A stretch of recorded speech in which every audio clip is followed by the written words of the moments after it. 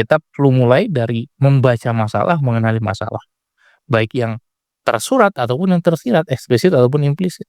Itu yang perlu kita solusikan, dan akhirnya produk kita akan laris manis karena benar-benar mengubah hidup orang.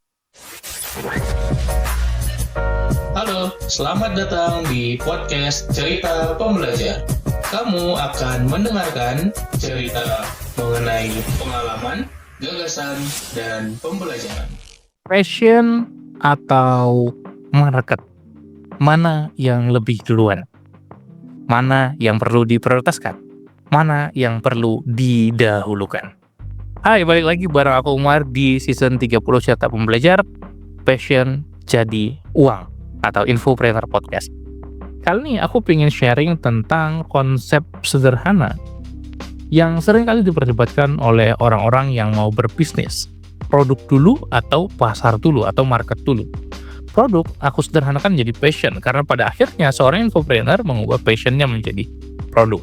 Jadi mana yang lebih utama? Produk atau passion dulu, yaitu kita bikin apa yang kita mau, kita berkarya saja lalu kita jual ke audiens kita, atau market dulu yang dibutuhkan audiens apa kita cari tahu dulu.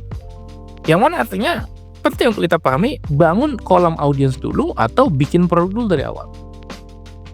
Tentu angle-nya akan berbeda. Kalau yang benar secara bisnis dimanapun itu market dulu. Namun kalau kita mengambil perspektif seniman yang berkarya, karena content creator banyak yang berpikirnya secara seniman, ya itu juga boleh. Kita bikin dulu produk seidealis kita, lalu kita jual. Itu bisa kaya juga bisa, tapi lebih susah. Kenapa? Karena belum tentu menjawab kebutuhan audiens. Jadi kalau kita mau ambil gaya kreator yang sebagai seniman, kita harus benar-benar bikin audiens kita tuh fans kita banget, loyalis kita banget. Jadi membeli karena orangnya. Tentu secara infopreneur kita pasti akan bikin orang membeli karena kitanya. Tapi kalau kita arahnya itu membuat sebuah karya, bukan benar-benar transformasi murid menjadi hebat, harga jualnya akan beda. Orang membeli karya itu akan sangat tergantung seberapa dia mengapresiasi kreator. Tapi kalau orang membeli transformasi, itu langsung connected dengan dirinya sendiri. Bahwa dirinya benar-benar berubah ketika dia investasi di buku, coaching, kelas, course, dan lain-lain. Maka, aku lebih sarankan apa? Lebih sarankan mulai dari market dulu. Tapi dengan ngefilter berdasarkan passion kita. Memang niche yang paling ideal adalah yang ketika tiga-tiganya masuk. Kita suka dengan niche tersebut, topik tersebut, passionate, lalu kemudian kebutuhannya ada di market, ada pasarnya, benar-benar orang membutuhkan, dan terakhir yang ketiga, kita benar-benar bisa dapat duit dari situ, profitable niche. Ini nih kuncinya.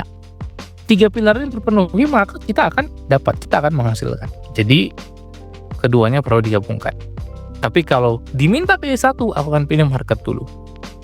Cari kebutuhannya yang real, lakukan market research, cari tahu audiens kita butuhnya apa, cari tahu orang-orang yang kita mau layani itu butuhnya apa.